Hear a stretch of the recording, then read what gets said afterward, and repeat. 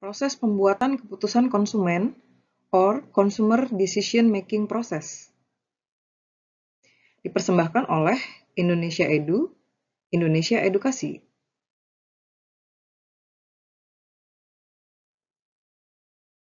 Proses pembuatan keputusan konsumen, bagaimana konsumen membuat keputusan pembelian? Apakah kamu tahu proses pembuatan keputusan konsumen untuk mengetahui bagaimana seorang konsumen membuat keputusan membeli?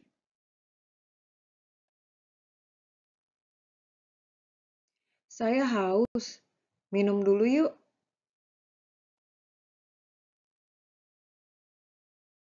Tadi kamu bilang, saya haus.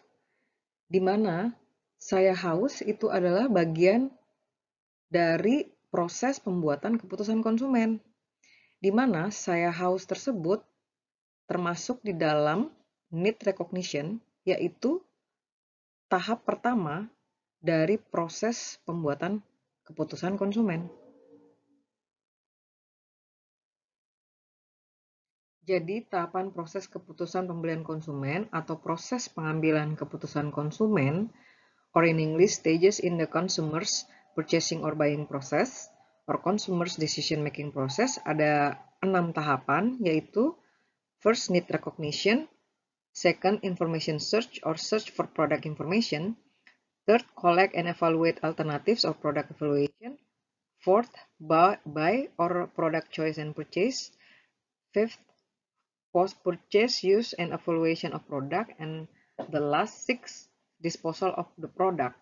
Jadi yang pertama itu sadar akan memerlukan sesuatu, membutuhkan sesuatu. Yang kedua, mencari informasi atau mencari informasi tentang produk tertentu yang dibutuhkannya. Yang ketiga, mengumpulkan dan mengevaluasi berbagai alternatif atau product evaluation, mengevaluasi produk tertentu yang kira-kira dibutuhkannya. Lalu yang keempat, membeli atau memilih dan membeli produk tertentu setelah mengevaluasi berbagai keputusan tadi. Lalu yang kelima, setelah membeli, si konsumer tersebut itu mengevaluasi produk yang telah dibelinya dan dikonsumsinya. Lalu yang terakhir yang keenam yaitu membuang produk tertentu setelah dikonsumsi dan dievaluasi.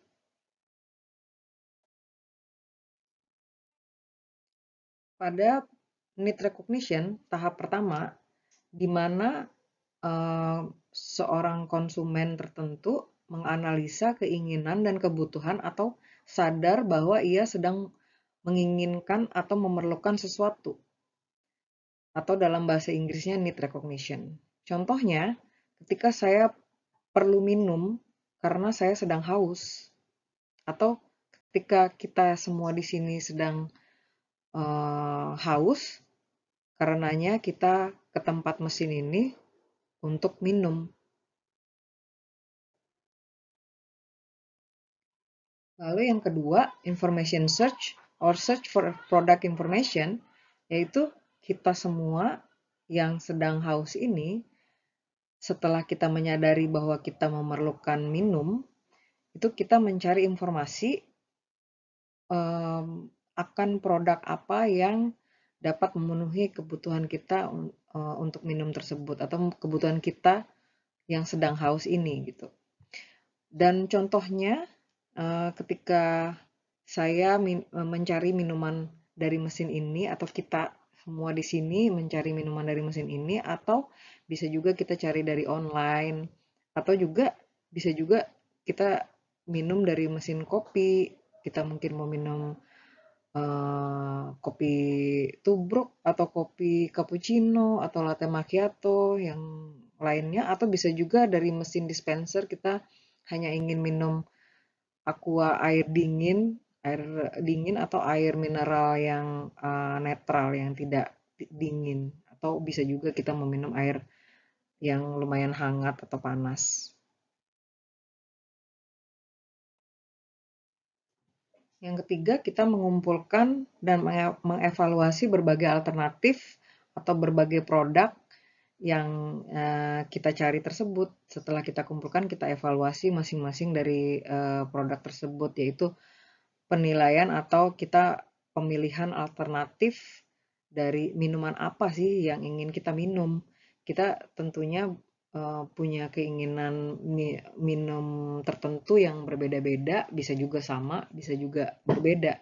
Contohnya, minuman apa yang dapat memenuhi kebutuhan saya?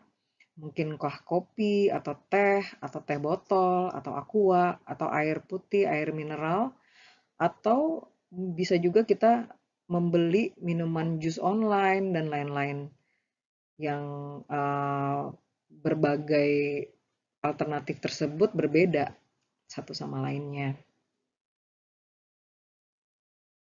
Setelah kita memasuki tahap ketiga tadi, sekarang tahap keempat yaitu buy or product choice and purchase, atau keputusan untuk membeli sesuatu produk atau memilih sesuatu produk dan membelinya. Contoh, kita membeli teh botol dan membeli teh botol tersebut. Dan yang kelima, kita memasuki tahap 5 dari tahapan proses keputusan pembelian konsumen, yaitu post-purchase use and evaluation of product, atau perilaku setelah pembelian, or post-buy evaluation. Di sini contohnya adalah setelah kita membeli suatu produk minuman tadi, atau membeli teh botol, apakah teh botol itu benar-benar minuman yang enak, sesuai selera kita, dan aman untuk tubuh kita atau saya, atau tidak. Dan apakah orang lain mengatakan atau berpendapat yang sama dengan keputusan kita dalam membeli minuman itu.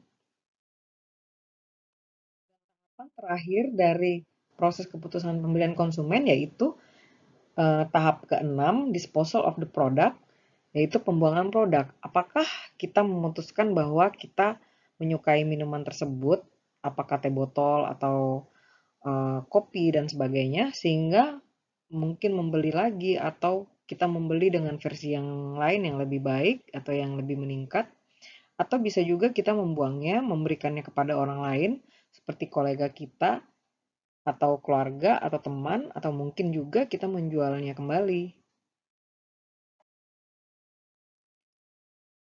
Jadi, kesimpulannya, ada 3 poin penting yang perlu kita ingat. Yang pertama, pemasar perlu memahami proses pengambilan keputusan. Yang kedua, konsumen menyukai kategori, bukan merek. Itu sebabnya mereka memikirkan pertama kali kategorinya terlebih dahulu, baru kemudian yang kedua mereka memikirkan mereknya. Poin ketiga, pemasar juga harus fokus untuk menciptakan kategori sebagai yang pertama, dan baru kedua mereka memikirkan mereknya.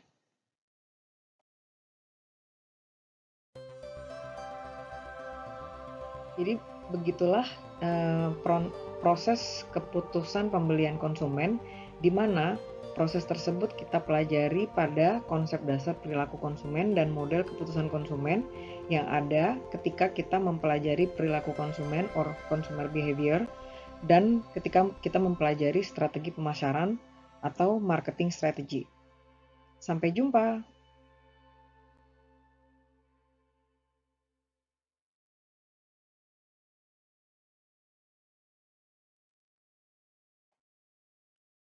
Terima kasih telah melihat video dari Indonesia Edu. Sampai ketemu lagi.